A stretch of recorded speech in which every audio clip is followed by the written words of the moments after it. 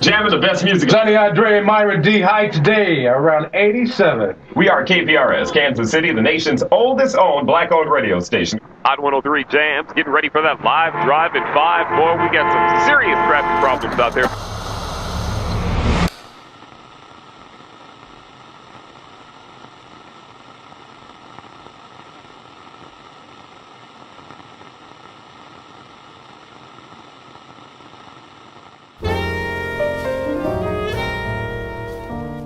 Born from the groundbreaking discoveries of the late 19th century, radio emerged as a revolutionary form of communication. Initially a tool for ship-to-shore communications and wartime strategy, radio transformed into a consumer phenom by the 1920s.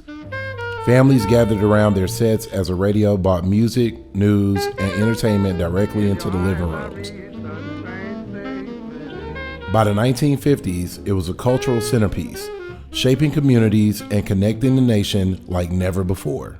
Black radio is an institution.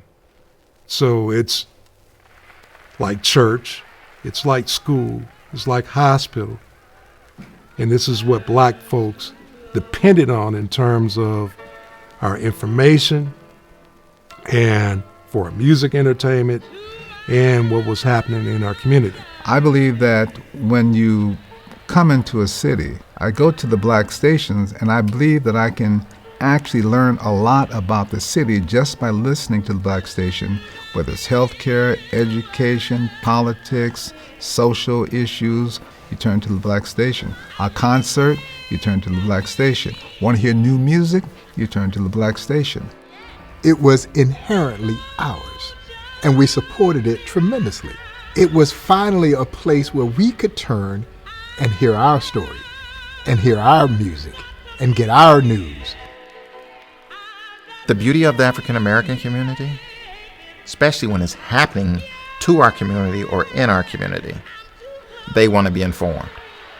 There was a tremendous sense of pride about having those kinds of business institutions that catered to our needs explicitly.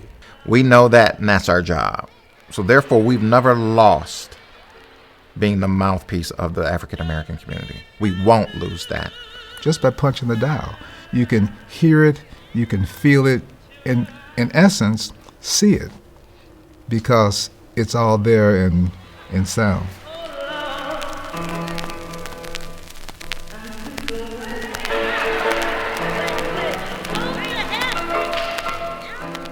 Mainstream media, even academia, obviously didn't perceive black radio as being important, and so they did not record the history. In 1947, WDIA was licensed in Memphis, Tennessee. The black population of the United States was 10% at that time. Memphis, the black population was even larger, but you couldn't tell it by listening to the radio stations.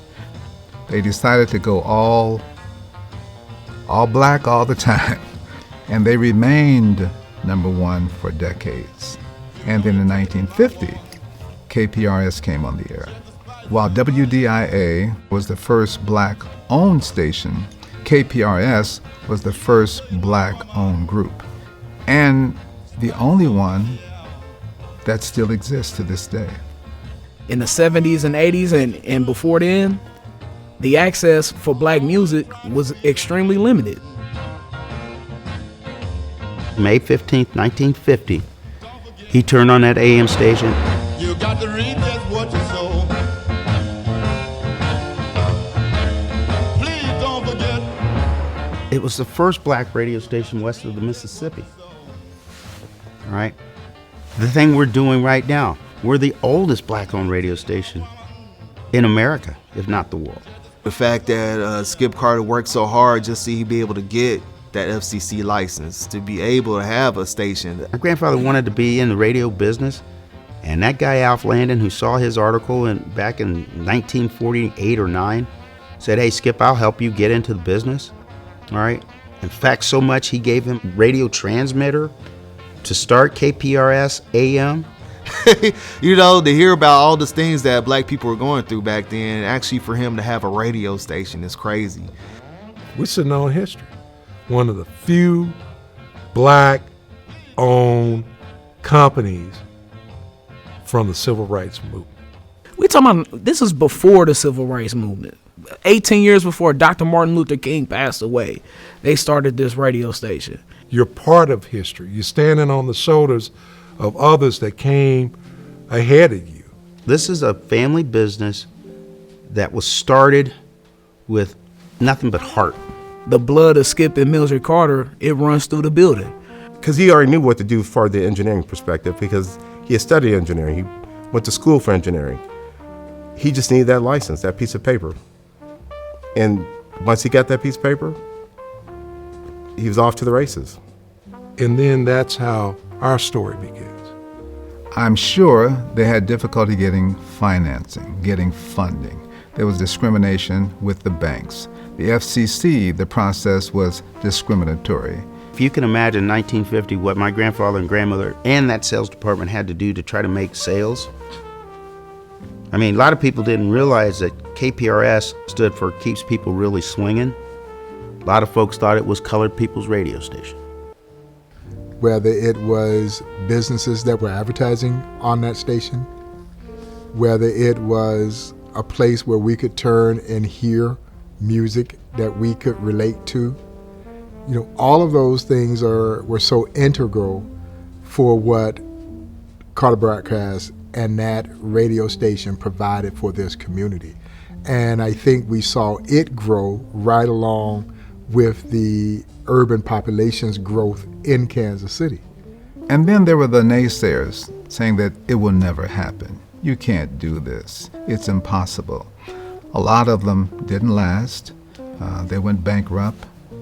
But those who had the vision and really served the community, became the pulse of the community, and the community relied on them, they supported them. I would really want to just hear the way that they speak about being black and being in business, because their mentality had to be killer mentality. They had to know, I don't care who is sitting in front of me, I'm gonna get this business done because this is my business and I want this for the next 5-10 generations, right? They had no fear. And Skip and Millie had that kind of vision. And they knew it was competitive, but they won. It shows. And I think it was the voice. It was the voice along that way, along with one of the oldest African American weekly papers, the Kansas City Call. So there was here you read it and here you hear it, and I think that so significant it was. But they're able to make it, and still now, almost 75 years, they're still alive. I think it's a testament to their good work throughout the years, man, to be able to survive 75 years without other stations coming here and slamming on you, you know what I'm saying? Slam dunking on you, you know? Kansas City should be proud, you know, to have this legacy, this history right here in our city.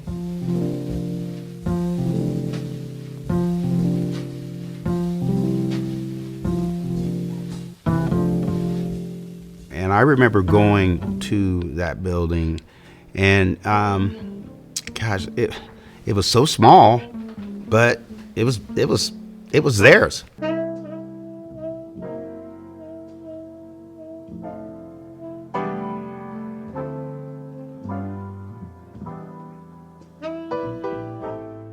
I remember my grandfather, he was such an engineer type person. My grandmother was more the business end of things. She didn't put up with a lot of crap at all. Mrs. Carter came in once in a while, and you knew who was boss when Mrs. Carter came in. What woman in an era where it's hard to get a black business started, much less a radio station, says, no, we're going to do this station, and makes it happen? She taught me a lot of things. She would always have conversations. She would sit me down and remind me, you know, how the station was started, where you came from. Because if it wasn't for Skip Carter, none of this would be possible for all of us. So one day, Chris was in the production room. He goes, "You're getting pretty good at this." And I said, "Oh, thanks." He goes, why don't you come in here and let me see, you sit on my lap and let me see what you can do live. And I was like, okay, you know. And so Chris had talked to my grandfather, and he got the okay from him, and so I did it. My grandfather said, let him do a show. So I got to do the Mike Lewis show, and I played jazz, and I did all this, you know, everything that a jock would do. And every now and then my grandfather would walk by and he'd look in, and, you know, I was like, you know, and you got to understand Skip Carter. That man was so stoic. I mean, if you weren't working, you better look like you were working. When that man walked in, you know, oh, Skip's here. Oh, damn. Hi, Mr. Carter, how you doing, you know? Hello, how you doing? Good to see you. You know, that kind of thing. It's like what the kids are doing now on social media. It was just so many cool things to do. And, you know, I'm sitting there handling this 100,000 watt radio station. And, you know, it was just amazing. It was just an amazing thing. By the 1970s, black music and entertainment exploded into the mainstream, reshaping the cultural landscape. From soul and funk to the rise of hip hop, these genres carried the stories, struggles, and triumphs of a community, captivating audiences across racial lines, influencing fashion, language, and social movements. Black artists didn't just entertain, they redefined the sound of a generation, leaving an undeniable mark on global culture. Crown Center wants to come in and start doing some work. They're thinking about building the Crown Center Redevelopment Corporation. So they started building Crown Center, all right? So when they got most of the building done, they wanted to take my grandparents' their building and demolish it. They were going to move them, basically. So I guess the story goes is that, you know, she had a conversations with some of the Hall family people. She told them that she would broadcast in George Washington Park, and she would broadcast that Crown Center ran them out. Okay? So that changed the whole dynamic. So Crown Center said, whoa, no, time out. We don't want to do that. I tell you what, we'll put you in our building. They wanted to put her in the basement, and she wasn't having none of that. She goes, no, I'm not doing that. I'm just going to go right out here at George Washington Park until you can find me a place that's reasonable that we can be in. So next thing you know, we got into the 2440 building. That's where we started, you know, doing, you know, start making the moves that way. They put the groundwork together, put the building up. My job was to fill in the building and take it to the next level. 1987. Okay, now, we had been automated. You had mentioned automation, because we were the first automated radio station in Kansas City. First black automated station in the country. You could set your watch, or not even wear a watch, know what time it was, to KPRS growing up, because at about 2 to 3 minutes to the top of the hour, you'd hear a jazz song. It'd be a George Benson or a Grover Washington Jr. song or something, and you knew that it was the top of the hour. They had Gap Band, You Can't Keep Running In and Out of My Life. That's how it went off every night. In my life, that is like loud delay, it's reverb delay. Same song, every night, my whole childhood. They played the Gap Band.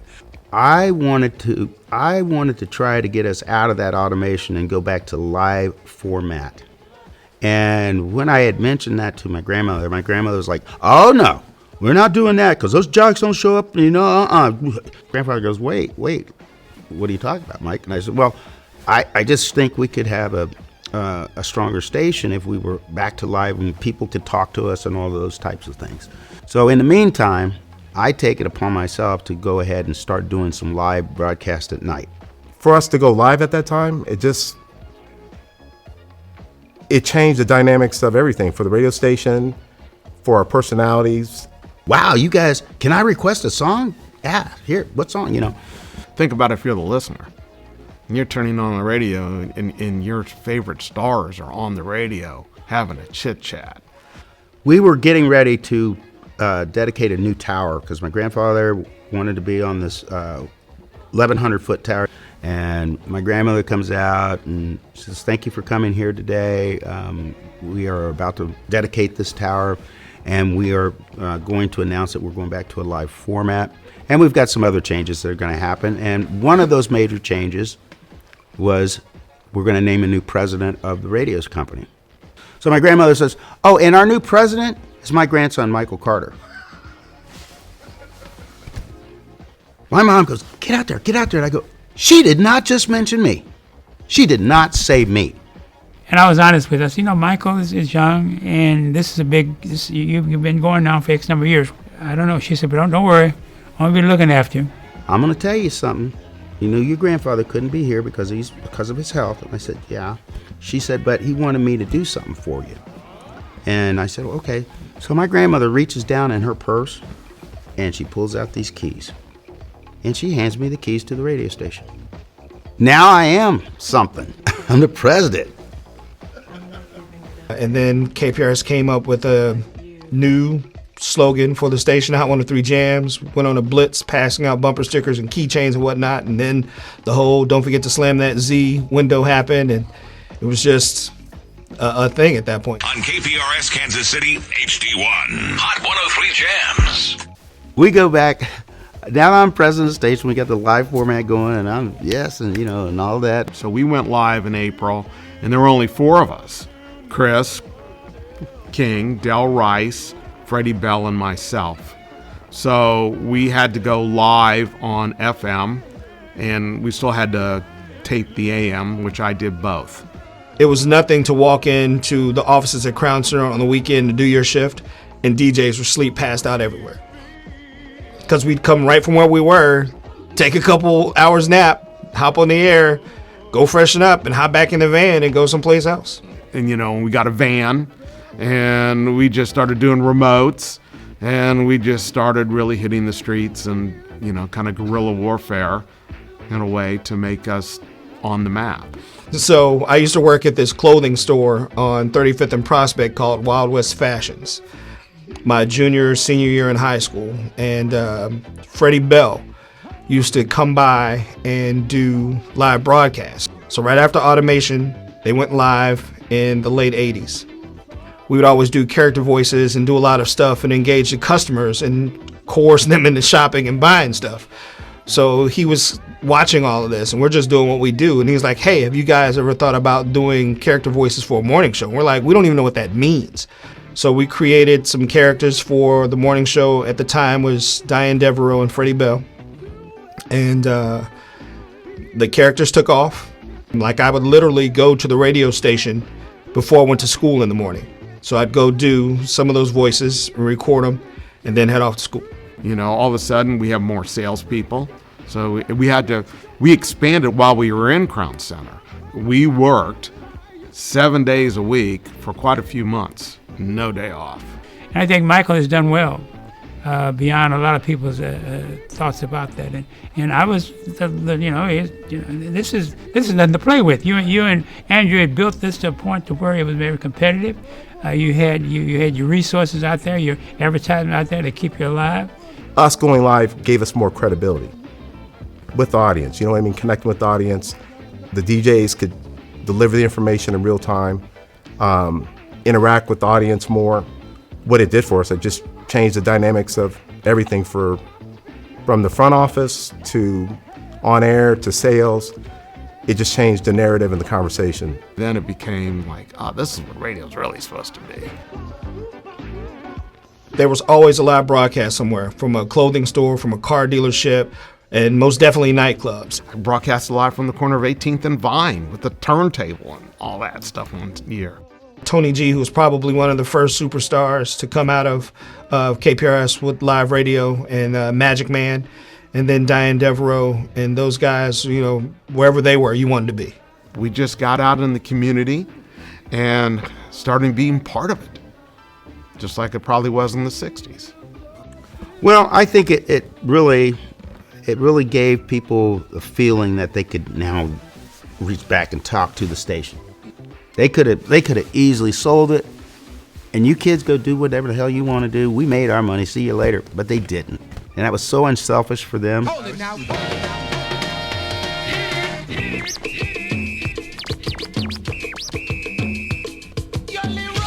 1990-ish, or 91-ish or so, I had talked to my grandmother. I said, hey, you know what? We got to get out of Crown Center because this stuff is just costing us too much money. I don't have the room. I need more space. So she said, well, go around and look and see what you can find. So I went over to where we are now, and I said, whoa, this is nice. Got a radio wing. And So I called my grandmother the next day. I said, Chichi, I think I found something. She said, okay, I need you to come up. So she said, well, give me about 2 or 3 days. I'll come up and look at it. So she did. She came up and looked at it. She goes, oh, this is perfect. We made our move from Crown Center in 1992, and then we did everything that we could do to get our building into the shape that it's in today. And, that sign, Carter Broadcast Group, we changed the name and all of that from KPRS Broadcasting. And it was a big move for us. We all had to make that change. We all had to adapt because it's a lifestyle. I mean, hip hop music started becoming a lifestyle. It was still pretty R&B driven at the time. We hadn't even got to the point where there were a lot of rap artists featuring on songs at that point. So it's just, you had your Run DMCs, you had your Houdinis, you had, the staples that were there at that point. So, and KPR still did not play a lot of that, but they were still coming around, so you could still hear those artists. But trending to become one of the top selling genres of music, in the latter part of the 90s, early 2000s. So it just took us all with it. Black stations introduced the music, but music is universal, okay? It's a feeling, it's an inspiration. It has a story, and the stories motivate people and inspire people. So it's not just black people who are inspired by it. You have to look at the explosion of what was happening in black music at the time, too.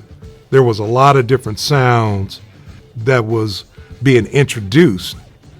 You had, of course, your R&B, you had your hip-hop, you had your go-go. You could hear jazz on an urban radio station. It may be a blues record that sifts in and becomes a big hit. You have to look at house music that made up the rainbow of black music at the time. Without getting too racial about it, that it crossed over. Music and sports are so closely intertwined. It has been the one common denominator, if there's been of any, that has unified us. It's been music and sports. In Kansas City, there's the Kansas City Chiefs, the Royals, and there's Carter Broadcast Hot 103 Jams. And I think there's a reason for that. It doesn't see color. It doesn't see color, even though you have all these various genres of music. Yeah, but when it's all said and done, music speaks to the soul. And having a radio station like the Carter Broadcast Group, KPRS, KPRT, later on, it was so important to our culture to have that. More and more and more whites listen to black music.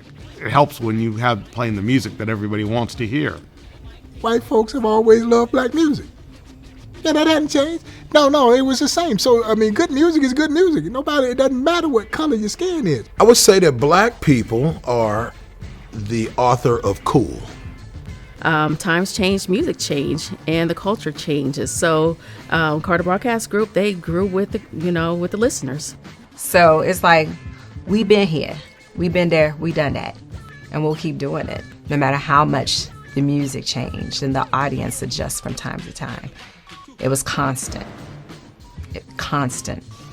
voice. In the 1990s to early 2000s, hip-hop exploded on the mainstream, evolving from its roots in the urban community into a global cultural force.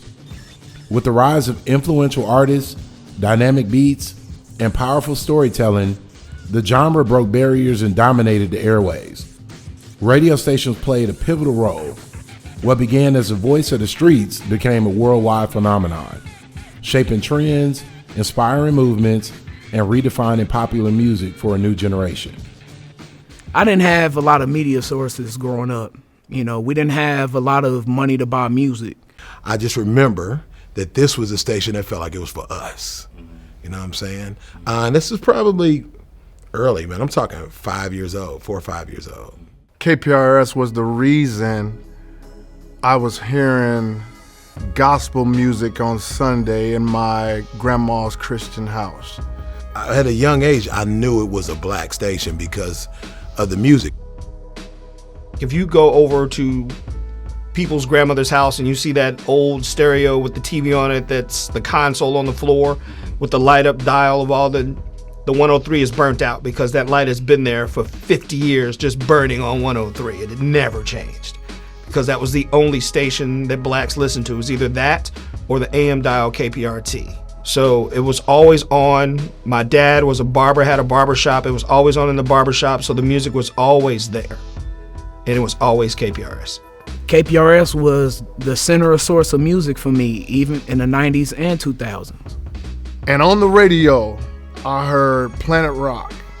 And I ran back down to our house. I was like, turn on the radio, Ike. They got that song playing. And he turned it on and I got the end of it. KPRS was playing Planet Rock, man. Oh my God. You know what I'm sizzling? And that's like 10 years old. You know what I mean? That I've been tuned in to KPRS. My mother taught me harmonies and, taught me music in the church, but I learned what the hits were from listening to that radio station.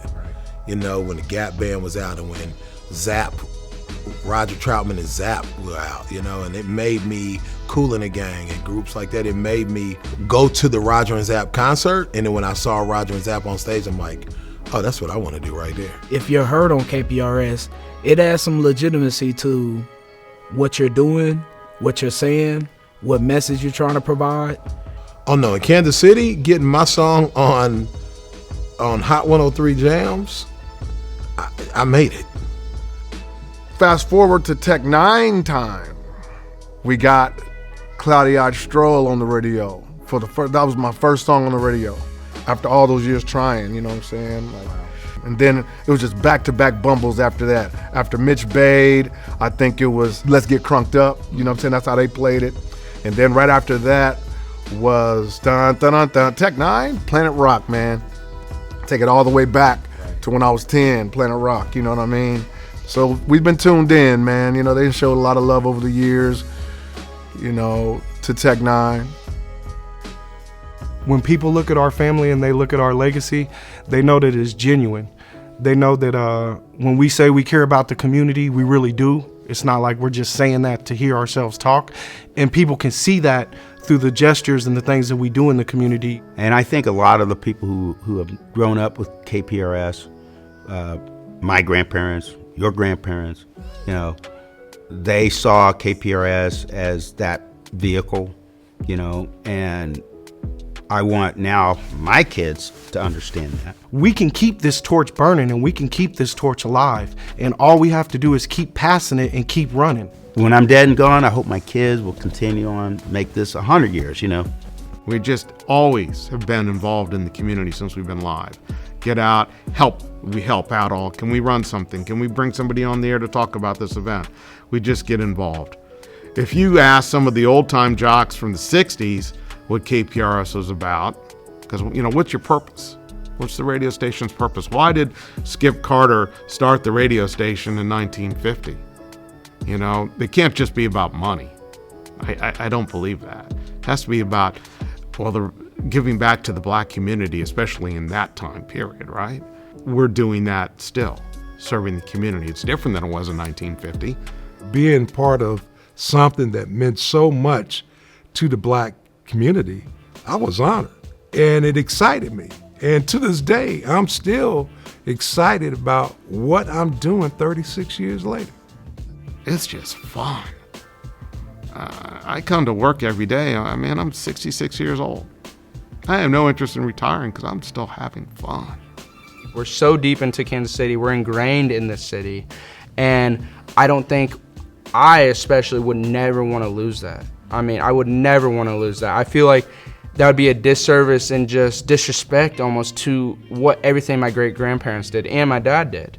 I feel the Carter Broadcast Group family, Mike Carter and everyone, they just support the community. If something's going on, we're going to talk about it. And they allow us to talk about it. They allow us to be real about it and just be able to express ourselves and help the community in so many ways. Yeah, during times of social injustice, and I've been a part of this, we just want to amplify the voices, the African American voices of Kansas City, because sometimes it feels like our lanes were so limited. So KPRS has always been that outlet.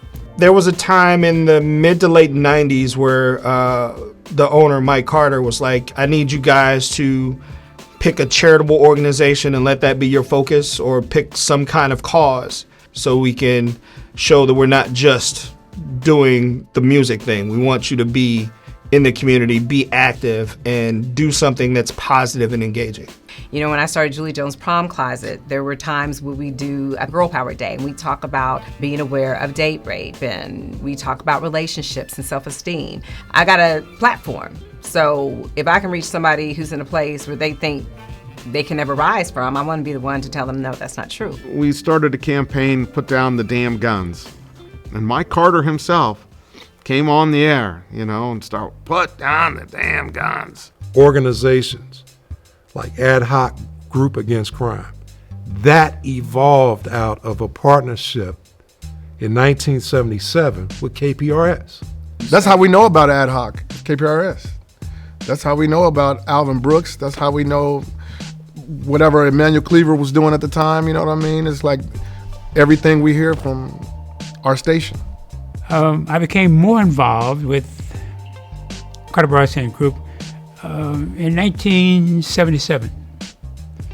There were 10 women of the evening were murdered. As a result of that, the Ad Hoc Group Against Crime was formed the 3rd of November 1977. And we announced that we were going to share with the community the true story as to who the persons were.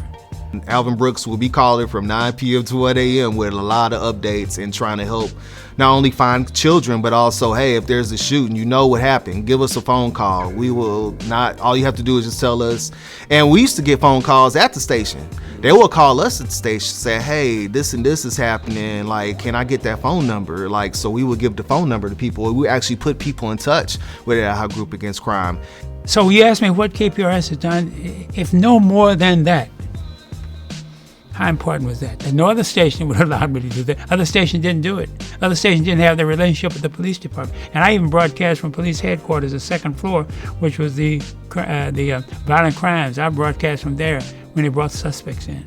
I really believe when they say that we want to be a community station, and not just say that, but to actually give time to Ad Hoc to call in whenever they need to do a headline or do something to say, hey, we need to get this out to the community. They can just call up and we just run it back for them. If we were like any other corporate station in America, we wouldn't be doing the things that we're doing for our city and be looked at how we're looked at. And I think I can speak for everybody when I say that we go to extra effort always to try and make something funny, make an interview happen, or what have you. So what has KPRS, Carter Broadcasting Group, done for this community? It's been a lifesaver in many cases. Not only in terms of the broadcasting, they went religious, hip-hop, and blues on the other side, but a pillar, if you will, a stalemate, if you will, a beginning, if you will, of what communities ought to be about, and have with them a media source. Because no other station was doing this. No other station followed it. No other station really covered the African American community like Carter Broadcasting Group. And that's something, again, like, I don't know how many radio stations would do that. Like, most radio stations, like, hey, that's giving away a commercial time, or hey, that could be a song that we could be playing right now. But to give Alvin Brooks time whenever he needs it, no matter what time of the day it is, to make that phone call and to be able to get that information out speaks to what the Carter Broadcast Group is about. We have responsibility not only to ourselves, but we have responsibility to those that we serve, and that's the overall community. And we take that very seriously. Like when I find out something, oh, you gonna know about it too. Whether it's because we talk about it on air or whether it's because we're posting on it on social media. Whatever they were doing we were involved, where we was dropping off toys. Voter registration, back to school events. What we just did recently with Giving Hope and Help, trying to give back to domestic violence shelters with their feminine hygiene products drive. So we're always conscious of that. That's one of the first things I learned when I moved up here, when they said we are about being a community station. You know, KPRS is gonna always have the info for us, you know what I mean, to rally behind our people. I love the fact that they love to give back here to the community, and they pride themselves on that. And I think that reason alone is why the tenure of our team is what it is. I know that everybody at the station feels the exact same way, which is why there's been people that have been there for their whole careers and their whole lives. And I think that can just speak to the family culture that's within the station. You know, there are people there that have been there 36 years, 37 years, and we all take that very seriously as far as who we are and why we have to continue to serve our community. That's all we listen to. That's all my mom played when I was a kid. And now I listen to it, and now they want their kids to listen to it. And so we got to still build that audience, especially nowadays when you have more competition with your phone. So we got 3-4 generations of folks that grew up listening to our radio stations. But I can't begin to think about retirement until I have CBG, Carter Broadcast Group, where it needs to be to compete for the next 75 years. Mom and pop businesses like ours, 20 years ago, there were a lot of us. Now, I bet I can count them on 2 hands. You know, it couldn't be no more than 10, 12 mom and pop black radio stations that are still fighting the fight. Not only do we have to be good at what we do, I won't even say good, we got to be great at what we do to stay in business against an Odyssey with 9 stations, a Cumulus with 8 stations. Okay? Just do the math. In the situation of 1996, Telecommunications Act, a lot of our black owners sold their properties. How did that change the landscape of the power and the voices that were in the black community, which was the black radio station? Black-owned businesses, including radio stations, have long faced challenges in maintaining ownership amidst systematic barriers and corporate consolidation. Despite their cultural impact, many have struggled to compete in an industry dominated by larger entities. Today, radio is more than just a medium for listeners. It's a business shaped by data and dominated by industry giants. Nielsen's ratings and corporate influence continue to control the narrative, determining which voices are amplified and which remain unheard. Yet, the resilience of black-owned media reminds us of the ongoing fight for representation and autonomy in a changing world. So, what is Nielsen? Nielsen is a global leader in audience measurement and data analytics. Doing TV, doing radio, there is almost an industry dependency on Nielsen. Advertisers know that this information that's provided from them is probably at least the most accurate it's going to get. Due to its market share, due to its vast acquisition of other companies and other data analytical places, it has become very dominant. There's not a lot of data or analytics that are being shared with broadcasters, media companies, radio stations, things of that nature. And you kind of have to deal with it, and you kind of got to, take what Nielsen gives you, right? And that places, what you can sell time for. And then that obviously affects your bottom line. That affects the profits that you bring in, So there's a lot of convoluted information in there, and that's one of the reasons that we're talking about the PPM and the rating system. Obviously, the rating system goes back to the 1950s, but I think what most folks are interested in is the transition from the diary, whereby an individual kept a diary and recorded what they listened to every 15 minutes, ideally. In reality, they may have recorded what they listened to in one setting for the whole week. So what Nielsen, as it evolved, they tried to find a better way to be able to collect the information from its diary keepers, right? The meter piece was one of those simpler ways to do that. And then eventually, I believe 2009 was when they switched to the personal people meter. PPM meter was to revolutionize the way that Nielsen would gather its information from its listeners. It's just that one piece. I mean, there is no other rating company. PPM system is terrible. I think that the way that the meters work are inaccurate. The way they do it is inaccurate. I mean, and think about today. What does PPM, they got the little meters, right? What does it not pick up? Earbuds. And a lot of radio stations were concerned about that because they were concerned about how many meters would be out in their respective communities and counties. It's supposed to represent the demographic of what Kansas City actually is. So let's say that there's a certain amount of black women that are supposed to be in this 18 to 34 range. Sometimes that quota gets met, sometimes it doesn't. Regardless, that's still the statistic of Kansas City, but sometimes it's not fairly represented in the PPM world. I have my suspicions that those PPM meters are not being distributed fairly throughout the African American community for sure. It's crazy to think that we're still fighting this racial divide, if you will. When you're trying to convince people to put ads on your station and you're not meeting the numbers that they're requiring because you don't have enough of these meters where our listeners are, it affects us immediately. It affects the bottom line monthly. But it's amazing how many people at this office have stayed and have been fighting this fight. We know that they're listening. We feel that they're listening, but it's not being represented fairly. Why wouldn't I carry a meter? I don't want somebody knowing where I go, what I do. And why do you expect to think that the African American community is going to carry meters? That's what we have. That's what's out there. And we have to learn to live with it. So we have to stay consistent from a programming standpoint and play the hits. Bottom line, play the hits. Because my grandmother used to say, shut up and play your music. You can look up to them as role models and saying that if they can do it, you can do it too. And so many others who are watching across the nation because it was the oldest black-owned radio station in the country, and knowing that there's so many other people that were looking up to them as well.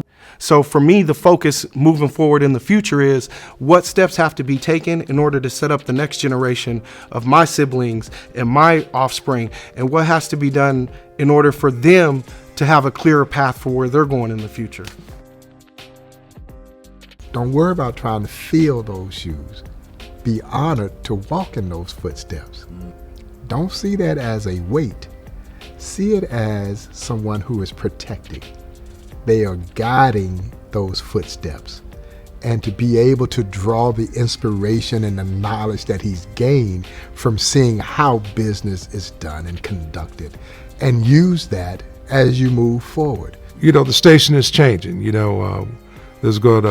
We're getting new talent in, and they bring a new energy, one that's needed. They bring a new creativity, and they bring a fresh set of eyes that's going to lead this station to 75 more years. You know, it's for them. I know Robinson just loves working at the radio station. He wants to keep it going, just like Mike wanted to keep it going for his grandfather. Mike loves it. The Bible says, train them up in the way that they should go, and they won't depart from it. So when you bring them up running this station, then you know you can guarantee that it's going to live on past you. That to me is the important thing. The same way my dad goes out and people know, oh, that's Mike Carter from Hot 103 Jams. I always knew it had to be the same way with me. People had to be like, oh, that's Little Mike. That's Little Mike's son. Like we've all known, the media landscape, the way people consume media is way different than it was 10, 20 years ago. The key is, what can you do to outlast the brand new shiny thing? Both can coexist, but that doesn't mean you just diminish in the age of the internet now, it's so weird because you have so many options and a lot of people that you're trying to get to engage in a lot of activities don't really listen to the radio anymore, because radio has become a place where you hear the same song, every hour.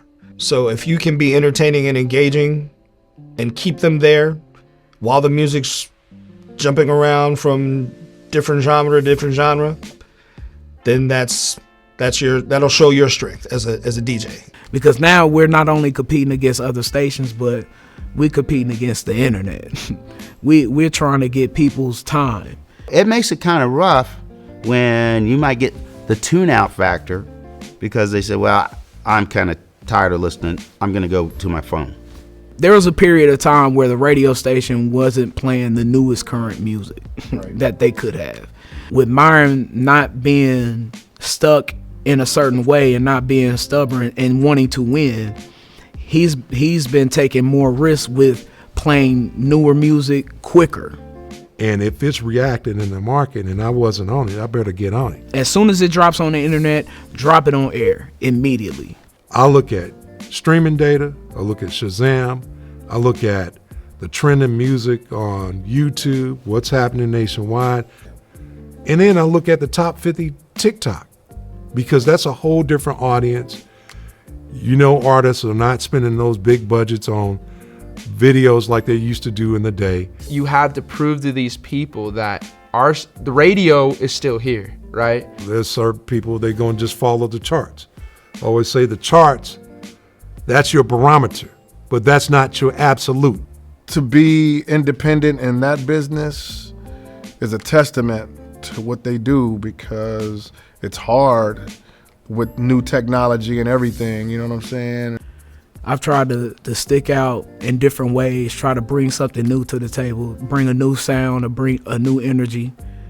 And I'm thankful to that radio station for allowing me to use my creativity in a way that will last and inspire. Brian B. Shinen and Iana Hustle are just masters at dealing with the high schools and young kids. When you are a local and particularly independently Black-owned station, you have the freedom to show up how you want to show up. Still finding ways to connect differently, because media and people were forever changing. I think Hot 103 Jams and KPRS could be a hub for creators. I have a lot of hope for the future with our station and with just our business. I don't know where we're going from here. I don't know what's next. Hip hop is still very much a part of a culture that's part of our culture, American culture today. But we try to make things relevant to what's going on. Every single thing that we do, we try to find a way to connect with our listeners and our community. I would see the Carter Broadcasting family as legendary. If someone was interested in finding a template, a formula for success, go back and look at what the Carter family has done. And we should appreciate that now, not after the legacy status. 75 years, you got regular businesses that don't last 10 or 15 years. So a Black-owned radio station that has had to go through changes. Even as small as they are, as a group, they're touching all the bases, they're embracing the young. I think when you follow the young, you're going to do okay. If you keep your finger on the pulse of what's happening and you embrace the new technology, it's so important to be aware of that and do what you can to be a part of it. For them to have survived all this time, it has to be a testimony to them paying attention, them having a commitment to the community, not just a commitment to survive, but a commitment to serve the community. And it always goes, if you give the people what the people want, they're going to be loyal to you. I want the people of Kansas City to know about the Carter family and Carter Media, that nothing has changed. Nothing has changed from day one up until where we are right now today, and nothing is going to change in the future. We will always be Kansas City's #1 community station, and we will always represent the Kansas City community first and foremost. I think that KPRS will forever go down in history. All the talents will go down in history. The staff, of course, the Carter family. it was no easy thing for them to take that leap of faith and for them to do that. So that's kind of where my grandparents and how I kind of evolved from 8 years old to where I am today. Ever since, even before, when my grandfather died and after my grandmother died, the passion that I had and the drive that I had and have still is that these people built a radio station in 1950. 75 years? One family? One group? I mean, that's like ABC, NBC, CBS. I mean, that's incredible, just the longevity and the loyalty and the dedication, not only of the community, but of the family to the ideal. They could have sold out numerous times. I am sure they've been offered more money than one could imagine for their resources. But no, they chose to forego the big bucks and stay with the ideal, serve the community. We're doing fine as we are. I think the Carter family legacy will be that of a successful African-American family that has survived through so many struggles and is still thriving in whatever year we're going to be in, whether that's 2025 or it's 2075. To do anything for 75 years, one, you got to be doing it right. Two, people have to like you, and everybody has to agree that you're good. Those who have been listening for years, they feel a part of us. They feel like they are family. They feel like they were a part of the historical moments that we've had and a historical station. To be able to be part of something that's so historical as Carter Broadcast Group, and that you have an intricate part of the success of that radio station, it means a lot. It's a big thing for Black culture to have some ownership. I think that it's easy for everybody to sell off to iHeart and whatever else, but I think it's inspiring to other entrepreneurs that you can't own this big company like Carter Broadcast Group, man. So it's a huge inspiration to me, and I'm sure other Black folks in the city feel the same way. It's more than just a radio station. It is a community resource that can be tapped into, that influences, that impacts, that educates, I think to some degree, inspire. And I think their legacy is that we've been there for the community, even through the bad times. Even when we struggle, we're still there. I think their legacy is built around community, the spirit of community. The radio station, again, was the nucleus to everything that was Black in Kansas City. But it's very important to understand where we came from, what we're doing, how we got where we are, and why KPRS is so important to the Black community. That's that extra boost that pushes them forward. They're not just doing it for wow, I'm tearing up just thinking about it. They have a purpose bigger than themselves. And that's what they're working for. The impact that it has had and will continue to have in advancing and empowering and educating and protecting those who may not be able to do that for themselves. To still be standing and standing strong, not only in our community, but to be an example that we are here, we're going to stay here and be able to just help those, not only in Kansas City, but to be an inspiration to those around the world.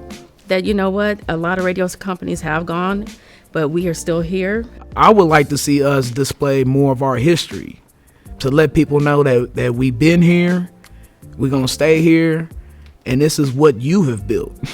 Because this isn't just us. It's Kansas City. This is Kansas City Station. Always have been and always will be. 75 years is something to try to reach. Congratulations, KPRS. 75 strong years, baby. Wow. How many more?